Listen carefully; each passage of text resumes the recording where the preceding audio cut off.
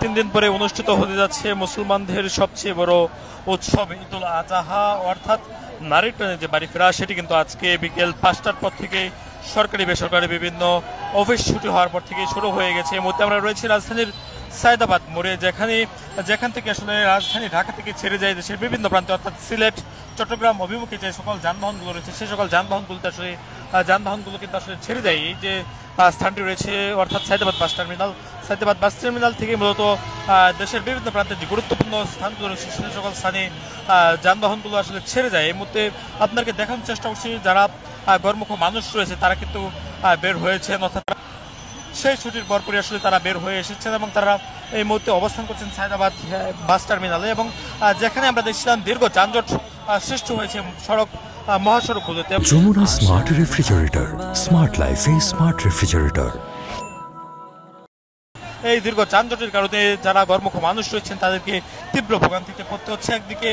একদিকে তীব্র যানজট, অন্যদিকে আমরা দেখছি বাড়তি ভাড়ার যে অভিযোগ সেটি কিন্তু আসলে যাত্রীরা তারা করছেন এবং একই আগাম টিকিট কেটেছিল অনেকে, তারাও আসলে ইতিমধ্যে ফিরতে শুরু করেছেন এবং অনেকে আসলে টিকিটের জন্য দীর্ঘ লাইনে তারা দাঁড়িয়ে রয়েছেন।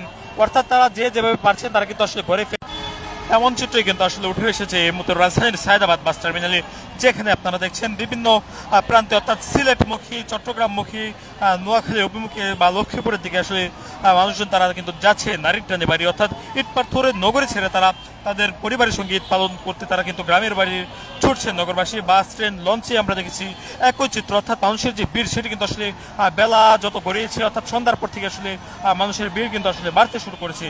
এই যাত্রা রাজধানীর প্রবেশ ও বের হওয়ার যে 7টি মুখ রয়েছে সে সকল 7টি মুখে কিন্তু আসলে যানজট, শুধু রাজধানী থেকে বের হওয়াই নয়, প্রবেশের ক্ষেত্রেও যানজটের ধাক্কা সামাল দিতে হচ্ছে, ঘন্টার পর ঘন্টা অপেক্ষা করতে হচ্ছে যাত্রীদের। অর্থাৎ তীব্র যে সায়দাবাদ বাস টার্মিনাল থেকে আপনাদেরকে দেখানোর চেষ্টা করছে এই যে যানজটের কারণে মানুষজনকে আসলে বেশ ভোগান্তিতে পড়তে হচ্ছে। সেই যানজট কিন্তু সৃষ্টি হয়েছে একেবারে মতিঝিল থেকে, তারা সায়দাবাদ অভিমুখে কিন্তু আসলে যাচ্ছে। তবে এই যে সায়দাবাদ থেকে যে দেশের বিভিন্ন প্রান্ত ছেড়ে যাওয়া যে সকল গণপরিবহন রয়েছে, অর্থাৎ দূরপ্রান্তের যে গণপরিবহনগুলো রয়েছে সেই গণপরিবহনগুলোতে আসলে মানুষের সংখ্যা বেশ উপচে পড়া, আসলে তিল ধরার ছায় না থাকলে অনেকে আসলে ঝুঁকি নিয়ে তারা বাড়ি ফিরছেন। সেই চিত্রটি আপনাদেরকে দেখানোর চেষ্টা করছে, আপনি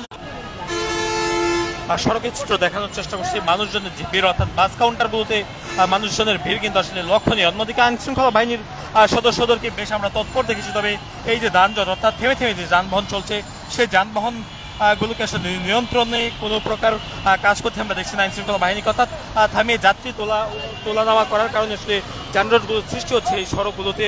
সেজন্য মূলত আসলে যাত্রীদের যারা দূর প্রান্তে যাবেন তাদেরকে আসলে বেশ ভোগান্তিতে পড়তে হচ্ছে, অর্থাৎ রাস্তার মাঝে দাঁড়িয়ে আসলে যাত্রী তুলছেন গণপরিবহনগুলো, যে পরিবহনগুলোর কারণে আসলে দীর্ঘ যানজট লাগছে এবং যাত্রীরা তারা কিন্তু আসলে গণপরিবহন না পেয়ে অনেকে আসলে হেঁটে যাচ্ছেন না। একেবারে এই যে যানজট সেটি আমরা দেখছিলাম মতিঝিল থেকে একেবারে এই যে সায়দাবাদ বাস টার্মিনাল, সেই সায়দাবাদ এই মুহূর্তে আপনারা দেখছেন যে